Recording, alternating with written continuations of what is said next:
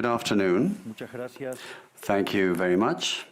Hoy estoy acá Today, I'm here para decirles que Occidente to tell you está en that the peligro. Western world is in danger. Está en peligro porque And it aquellos que is supuestamente deben endangered defender because los valores those de who are Occidente supposed to have to se defend the encuentran values of the cooptados West por una visión del are mundo co-opted by a inexorablemente conduce al vision of the fascismo world that y en inexorably consecuencia leads to a la socialism pobreza. and thereby to poverty. Lamentablemente, Unfortunately, en las últimas in décadas, recent decades, motivados por algunos deseos motivated impulsantes de by querer some ayudar al well-meaning prójimo y otros por el deseo de individuals pertenecer a una willing casta to help privilegiada, others, and others motivated by the wish to belong to a privileged caste, the main leaders of the Western world have abandoned the model of freedom for different versions of what we call collectivism. We're here to tell you that collectivist experiments are never the solution to the problems that afflict the citizens of the world. Rather, they are the root cause. Do believe me, no one better placed than us, Argentines, to testify to these 2 points. When we adopted the model of freedom back in 1860, in 35 years we became a leading world power. And when we embraced collectivism over the course of the last 100 years, we saw how our citizens started to become systematically impoverished, and we dropped to spot number 140 globally. But before having the discussion, it would first be important for us to take a look at the data that demonstrate why free enterprise capitalism is not just the only possible system to end world poverty, but also that it's the only morally desirable system to achieve this. If we look at the history of economic progress, we can see how between the year 0 and the year 1800 approximately, world per capita GDP practically remained constant throughout the whole reference period. If you look at a graph of the evolution of economic growth throughout the history of humanity, you would see a hockey stick graph, an exponential function that remained constant for 90% of the time and which was exponentially triggered starting in the 19th century. The only exception to this history of stagnation was in the late 15th century with the discovery of the American continent. But for this exception, throughout the whole period between the year 0 and the year 1800, global per capita GDP stagnated.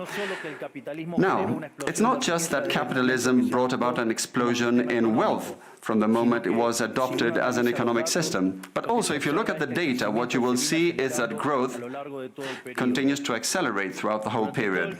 And throughout the whole period between the year 0 and the year 1800, the per capita GDP growth rate remained stable at around 0.02% annually, so almost no growth.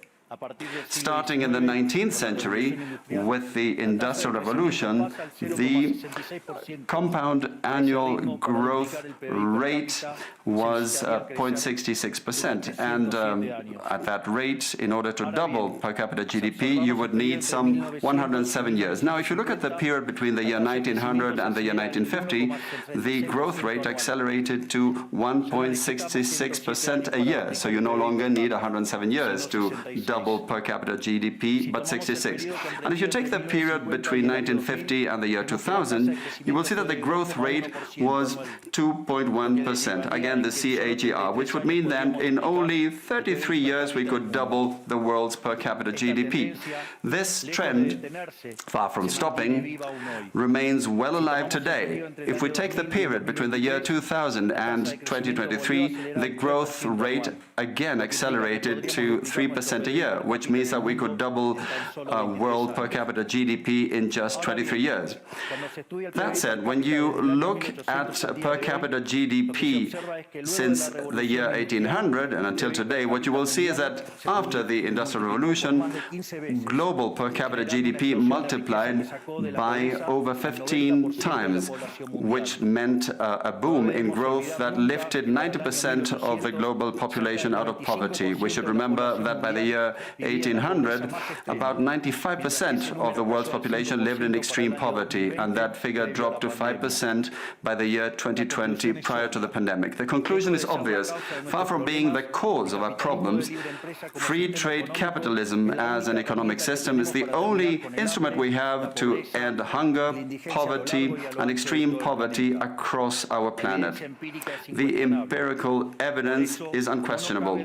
Therefore, since there is no doubt that free enterprise capitalism is superior in productive terms, the left-wing doxa has attacked capitalism, alleging matters of morality, saying, that's what the detractors claim, that it's unjust. They say that capitalism is evil because it's individualistic, and that collectivism is good because it's altruistic, of course, with the money of others. So they therefore advocate for social justice.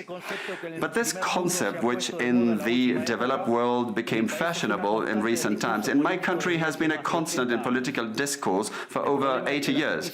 The problem is that social justice is not just, and it doesn't contribute either to the general well-being. Quite on the contrary, it's an intrinsically unfair idea because it's violent. It's unjust because the state is financed through tax, and taxes are collected coercively. Or can any one of us say that they voluntarily pay taxes? Which means that the state is financed through coercion, and that the higher the tax burden, the higher the coercion, and the lower the freedom.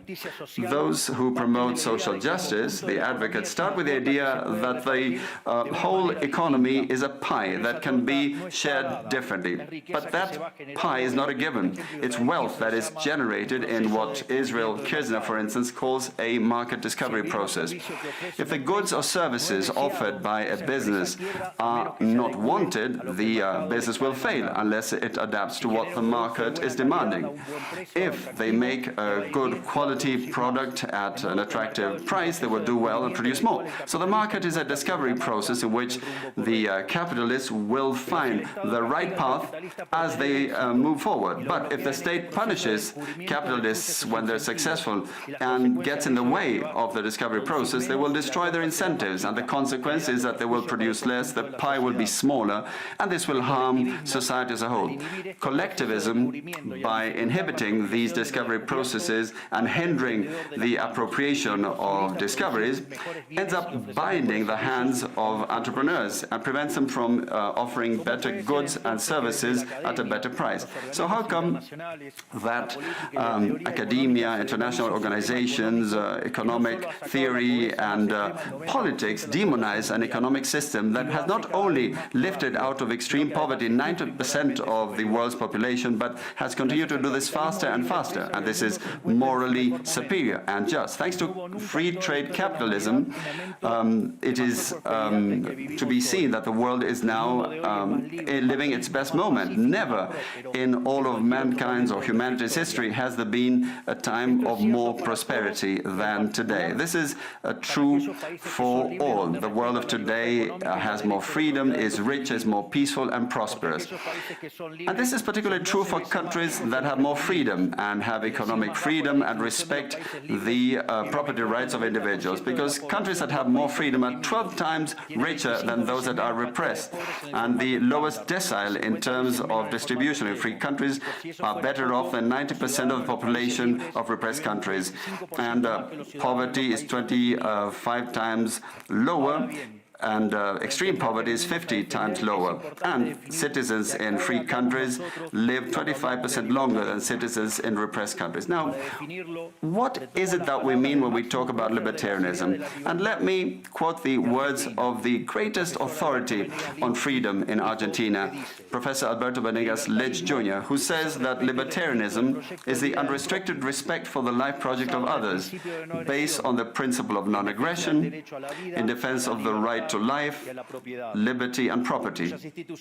Its fundamental institutions being private property, markets free from state intervention, free competition, the division of labor, and social cooperation, as part of which success is achieved only by serving others with goods of better quality or at a better price. In other words, capitalists Successful business people are social benefactors who, far from appropriating the wealth of others, contribute to the general well-being. Ultimately, a successful entrepreneur is a hero. And this is the model that we are advocating for the Argentina of the future, a model based on the fundamental principles of libertarianism, the defense of life, of freedom, and of property.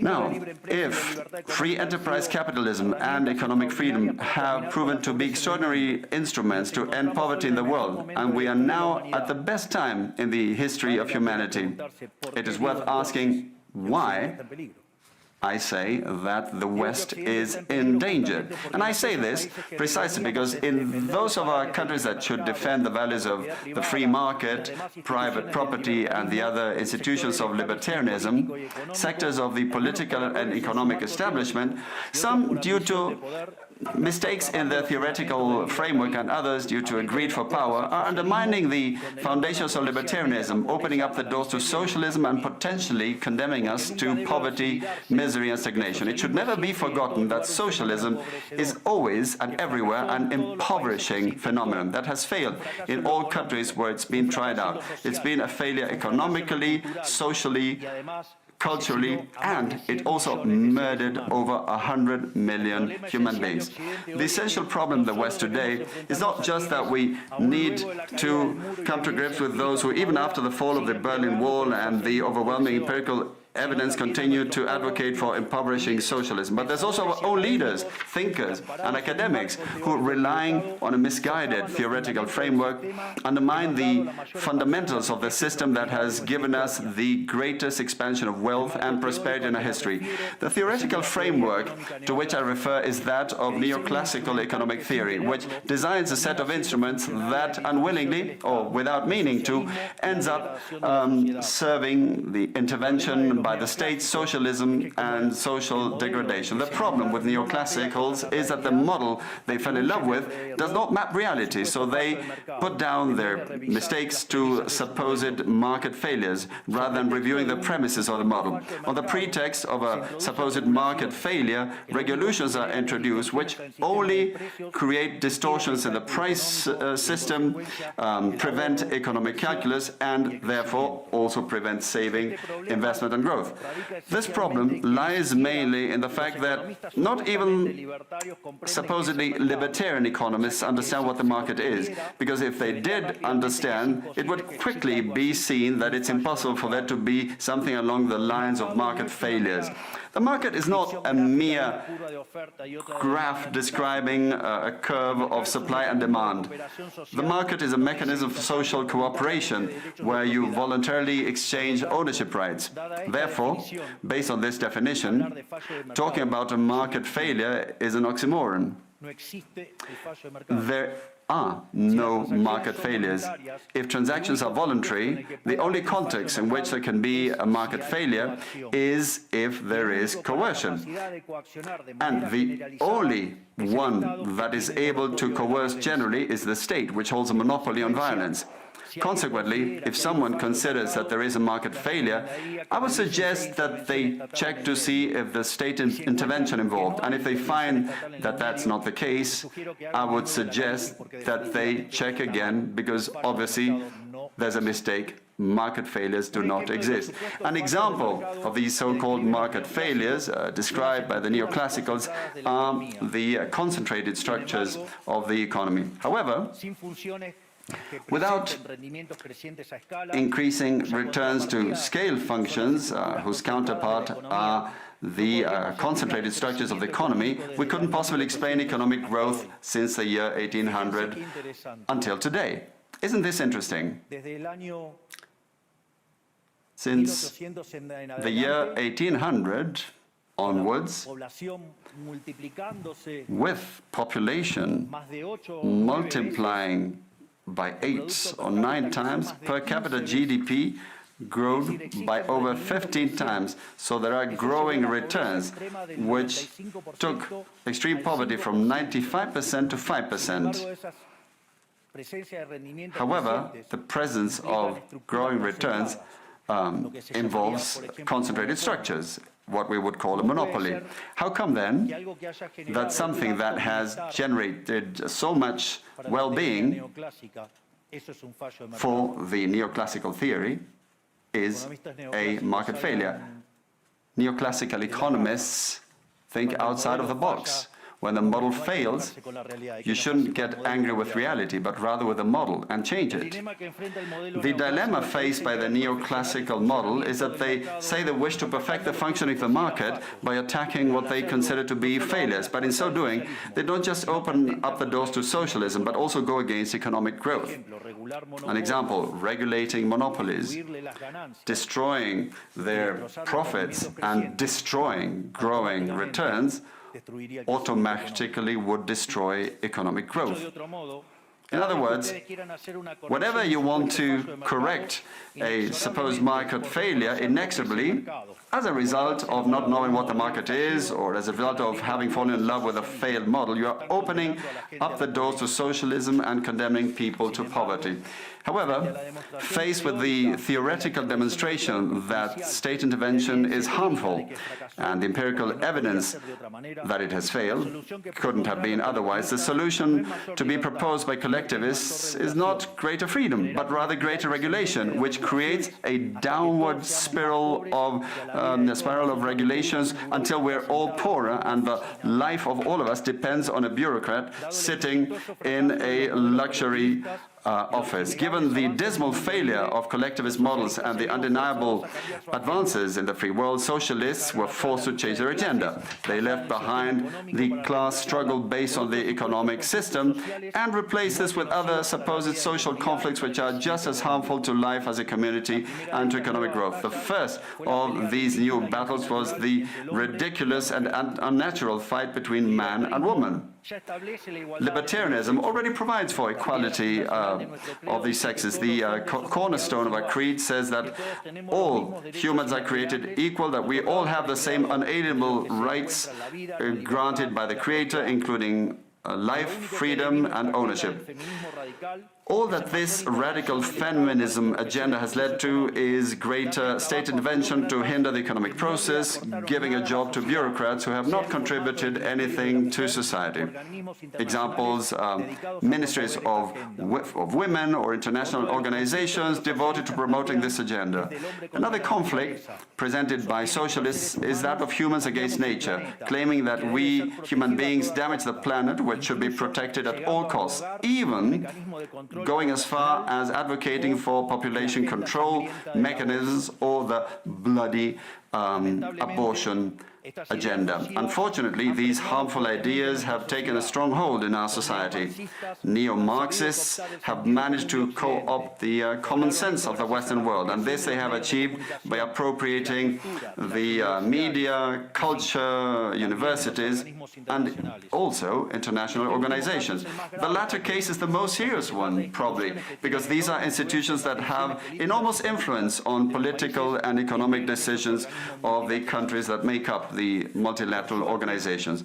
Fortunately, there's more and more of us who are daring to make our voices heard, because we see that if we don't truly and decisively fight against these ideas, the only possible fate is for us to have increasing levels of state regulation, socialism, poverty, and less freedom, and therefore will be having worse standards of living. The West has unfortunately already started to go along this path. I know to many it may sound ridiculous to suggest that the West has turned to socialism, but it's only ridiculous if you only limit yourself to the traditional economic definition of socialism, which says that it's an economic system where the state owns the means of production. This definition, in my view, should be updated in the light of current circumstances. Today, states don't need to directly control the means of production to control every aspect of the lives of individuals.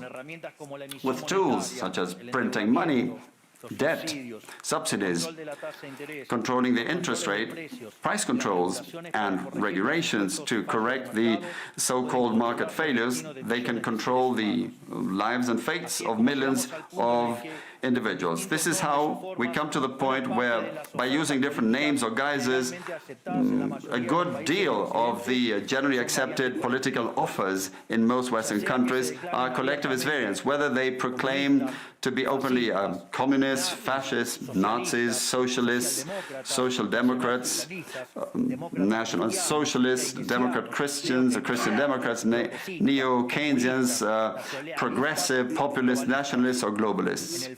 At bottom, there are no major differences. They all say that the state should steer all aspects of the lives of individuals. They all defend a model contrary to that one which led humanity to the most spectacular progress in its history.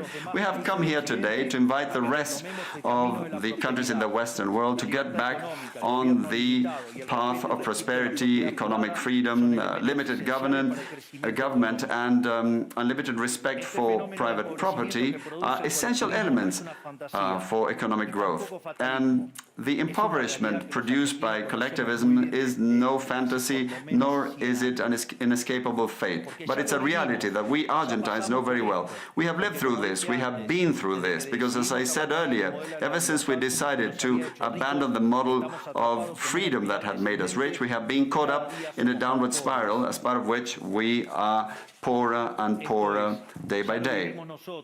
So this is something we have lived through, and we are here to warn you about what can happen if the countries in the Western world that became rich through the model of freedom stay on this path of servitude. The case of Argentina is an empirical demonstration that no matter how rich you may be, or how much you may have in terms of natural resources, or how skilled your population may be, or educated, or how many bars of gold you may have in the central bank, if measures are adopted that hinder the free functioning of markets, free competition, free price systems, if you hinder trade, if you attack private property, the only possible fate is poverty.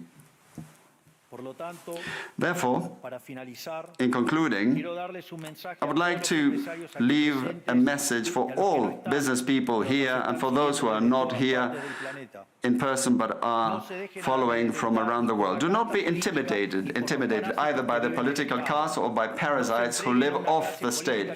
Do not surrender to a political class that only wants to stay in power and retain its privileges. You are social benefactors, you're heroes, you're the creators of the most extraordinary period of prosperity we've ever seen. Let no one tell you that your ambition is immoral. If you make money, it's because you offer a better product at a better price, thereby contributing to general well-being. Do not surrender to the advance of the state. The state is not the solution. The state is the problem itself. You are the true protagonists of this story. And rest assured that as from today, Argentina is your staunch, unconditional ally. Thank you very much, and long live freedom. Damn it.